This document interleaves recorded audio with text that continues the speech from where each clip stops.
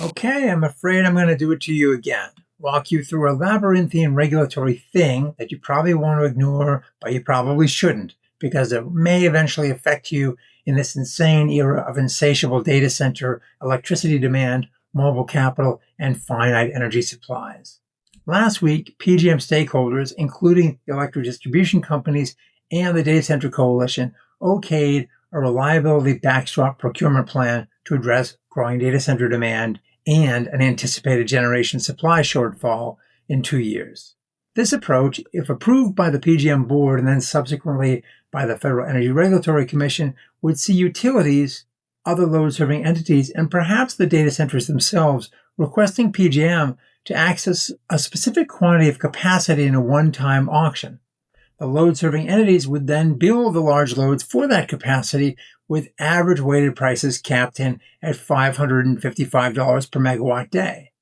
The new approach would start during the 2028-2029 delivery year with bilateral contracts from 2 to 15 years. PJM had created these so-called critical issue fast path groups to consider options for this procurement process, so this is now the fruit of that.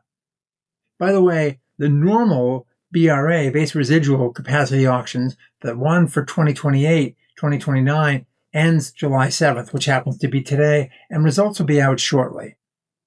But this data center capacity issue has been at the core of concerns for quite some time, and this proposed Reliability Backstop Procurement Package, the RBP, includes these bilateral auctions that allow large loads and suppliers to directly connect for capacity with specific negotiated terms and conditions to be decided among the parties. It also ensures that any related costs, quote, are assigned to the cost-causing parties, unquote, so that other ratepayers aren't negatively impacted.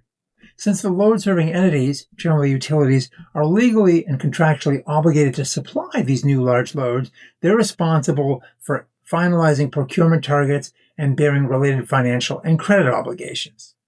To develop the procurement target quantities, a large load registry will be established. Either those large loads or the associated energy providers would report the identity and megawatts associated with each one of these large loads. The pricing is where it gets weird. With a proposed volume-weighted average cap that uses the estimated cost of new entry that's been administratively decided by PJM for the 2028-2029 delivery year. In other words, what would it cost to bring new gas-fired supply on in about 2 years? And then there's a cap that, with a little bit of a formula, comes up with a $555 per megawatt day on that. Ding, ding, ding. Note that this number is considerably higher than the administratively capped price of $325 per megawatt day that was put in place after Governor Josh Shapiro got involved with PJM, and then PJM got approval with a FERC. That happened for the past 2 auctions. It's happening for the one that's taking place for 2028, that's ending this week, and it will also impact the following auction for 2029 and 2030 delivery year. After that, all bets are off. This $555 per megawatt day one, as noted, is based on a formula that uses PJM estimates for that new supply. And this is where it also gets a little strange. PJM will commit the resources by ranking the offers by volume-weighted prices in dollars per megawatt day, averaged across the contracted terms based on the resources in service dates. It would then accept each forthcoming offer sequentially until the procurement capacity target is met or that $555 per megawatt day price cap is exceeded. So PJM uses an example of 1,000 megawatts and says, okay, let's assume each project is the same duration. So offer 1 comes in for 250 megawatts at $475 per megawatt day. Offer 2 comes in at 250 megawatts at $500. Offer 3, 250 megawatts at $525 per megawatt day, and offer 4, 250 megawatts at $600. That last offer would then lead to a weighted average of $525 per megawatt day, so all resources would be accepted. But what, in my example, if the last offer were to come at $725? Well, that would then result in a weighted average price of $556 per megawatt day, which would exceed the $555 cap. So the auction would then exclude that final offer and it would end. The reason for this price cap is to keep developers from obtaining immense leverage in this one-time auction and pushing prices even higher. As such, it's meant to enforce some competitive discipline so generators don't get too greedy. That matters in a world in which estimates of potential revenue for a gigawatt of data center compute capability are as high as $15 billion. At the same time, though, as I've argued before, caps may function like a billionaire's tax in which the rich simply get up and leave a state for a location with a better tax regime.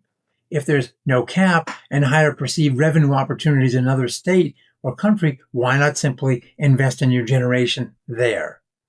And here's another challenge. PJM's recently issued 70-page white paper entitled Powering Reliability Through Market Design explicitly notes that the administratively established cone, the one we're talking about and upon which these price formulas are based, is significantly below the empirically observed prices for new turbines.